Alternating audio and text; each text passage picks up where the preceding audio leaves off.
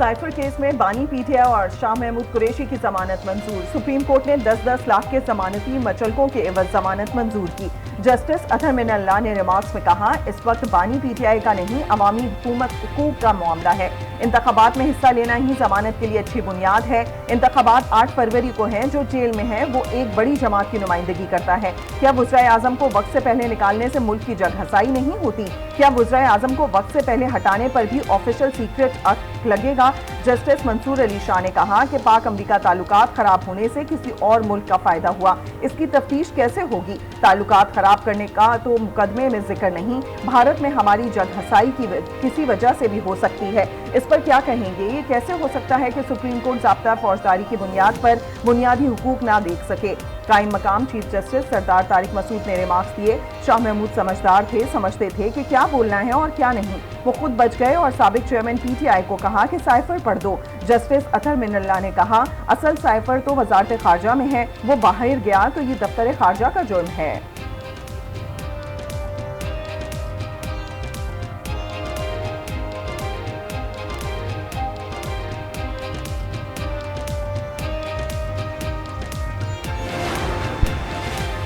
Cipher case आज हकीकी मायनों में सिफर हो चुका, गुब्बारे से हवा निकल चुकी है। वकील पीटीआई बैरिस्टर सलमान सफदर की मीडिया से गुफ्तगू। कहा, समाअत के दौरान प्रोसिक्यूटर अदालत के सवालात के जवाबात देने में मुकम्मल तौर पर नाकाम रहे। सरकार साबित नहीं कर सकी कि ये सजाए मौत का केस है। पीटीआई की लेवल प्लेइंग फील्ड के लिए दरखास्त पर समाअत। सुप्रीम कोर्ट की पीटीआई रहनुमाओं को इलेक्शन कमीशन से मुलाकात की हिदायत। इलेक्शन कमीशन को तमाम शिकायत पर एक्शन लेकर हल करने का हुक्म।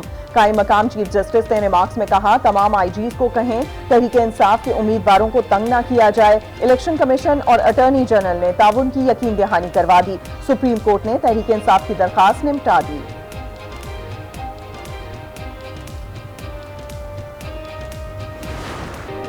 मुल्क में इंतखाबी गहमा गहमी उरूज पर कागजात नामजदगी जमा करवाने का सिलसिला जारी।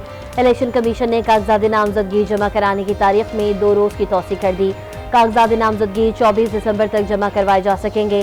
कागजात नामजदगी की जांच पड़ताल 25 से 30 दिसंबर तक होगी। 3 जनवरी को आरओ फैसले के खिलाफ अपीलें दायर हो सकेंगी। 11 जनवरी को उम्मीदवारों की हतमी फहरिस्त शाये होगी। उम्मीदवारों को इंतखाबी निशानात 13 जनवरी को अलॉट किए जाएंगे। मुस्लिम लीग नून, जमीयत उलमा इस्लाम, फे, मुत्तहदा कौमी मूवमेंट और बलूचिस्तान अवामी पार्टी ने कागजात नामजदगी की तारीख में तौसी का मुतालबा किया था।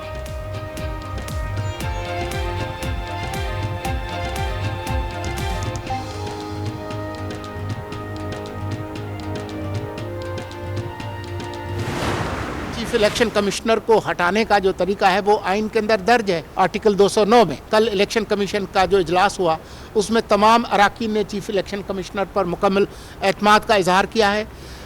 हम एतमाद करते हैं इलेक्शन कमीशन पर। चीफ इलेक्शन कमिश्नर के इस्तीफे की कोई वजह नहीं, हटाने का तरीका आइन में दर्ज है। निगरां वफाकी वजीर इत्तलात मुर्तजा सुलंगी कहते हैं, माली, इंतजामी या सिक्योरिटी हालात ऐसे नहीं कि इंतखाबात में ताखीर नजर आए। इलेक्शन 8 फरवरी को ही होंगे।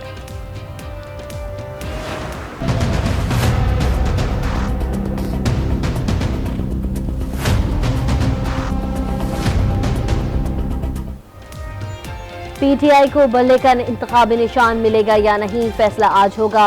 पेशावर हाई कोर्ट ने गुज़िश्ता रोज पीटीआई के इंटर पार्टी इलेक्शन और इंतखाबी निशान केस का फैसला सुनाते हुए इलेक्शन कमीशन को आज फैसला देने का हुक्म दिया था।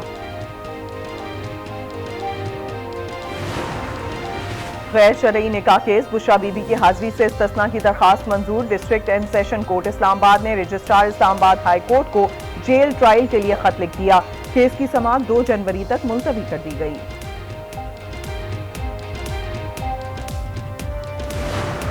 कोई फर्क नहीं पिया, बस खान की जिंदा रहने वास्ते खा रहे हैं, बस यही जिंदगी है। महंगा करना होता है तो पेट्रोल पे नाम आ जाता है, अभी कोई नाम नहीं है, कोई बात नहीं है। पेट्रोल अगर कम हो गया तो क्या हो गया, इनकम तो उतनी की उतनी ही आ रही है, कोई मसले वाली बात नहीं है। ये सिर्फ आपको मजाक किया जा रहा है आवाम के साथ। पेट्रोलियम मसनूआत की कीमतों में कमी के बावजूद अशिया खुरोनोज के दाम कम न हुए। आटा, चावल, सब्जियों और गोश्त की कीमत में इजाफा जारी। कम आमदन और मुतवस्सत तबका परेशान। दुकानदार कहते हैं मुनाफा मिलता नहीं, दुकानें कैसे चलाएं।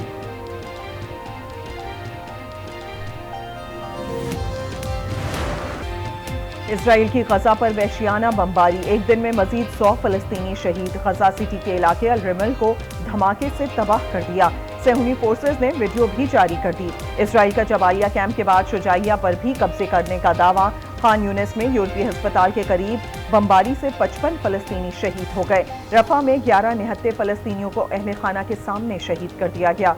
बमबारी में अरब टीवी का कैमरामैन शहीद। इसराइली फौज के मकबूजा मगरिबी किनारे समेत मुख्तलिफ शहरों में छापे, मुतादिद फलस्तीनियों को गिरफ्तार कर लिया। गिरफ्तार फलस्तीनियों की तादाद 4,500 से बढ़ गई। अक़वाम मुत्तहिदा ने गजा में कहत की वार्निंग जारी कर दी। UN under secretary Martin Griffith के मुताबिक गजा में हर गुजरता दिन भूख बढ़ा रहा है।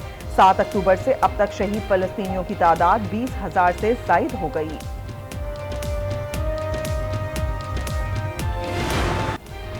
नॉन फाइलर्स चोर हैं, मईशत पर बोझ हैं। शहरियों का रद्द-ए-अमल कहते हैं फाइलर बनना चाहिए और मुल्क की तरक्की के लिए किरदार अदा करना चाहिए। हुकूमत फाइलर बनने के लिए सहूलियात फराहमी पर तवज्जो दे।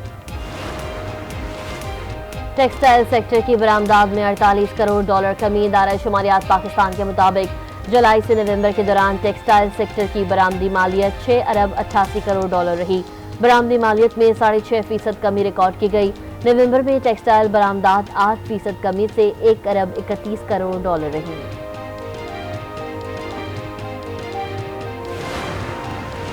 निगरां वज़ीर आला पंजाब का चिल्ड्रन अस्पताल का अचानक दौरा, मुख्तलिफ वार्ड्स का मुआयना। मरीजों ने शिकायत के अंबार लगा दिए। मोहसिन नकवी का एक्शन, 24 घंटे में CT स्कैन MRI की रिपोर्ट्स मरीजों को देने की हिदायत। कहा ताखिर किसी सूरत बर्दाश्त नहीं। निगरां वज़ीर आला पंजाब का चिल्ड्रन अस्पताल का अचानक दौरा, मुख्तलिफ वार्ड्स का मुआयना किया। मरीजों ने शिकायत के अंबार लगा दिए। मोहसिन नकवी का एक्शन, 24 घंटे में CT स्कैन MRI की रिपोर्ट्स मरीजों को देने की हिदायत। कहा ताखिर किसी सूरत बर्दाश्त नहीं करूंगा।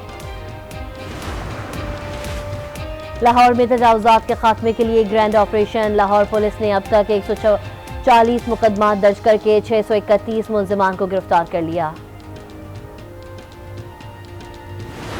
रावलपिंडी समेत पंजाब, खैबर पख्तूनख्वा और कश्मीर के मुख्तलिफ इलाकों में जलजला, शिद्दत 4.4 रिकॉर्ड। जलजले के झटके सुबह 5:32 पर महसूस किए गए। लोगों में खौफ व हिरास फैल गया।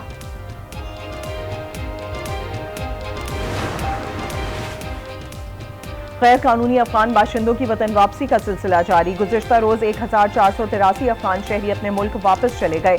अब तक पाकिस्तान छोड़ने वाले गैर कानूनी अफगान बाशिंदों की तादाद 4,43,376 तक पहुंच चुकी।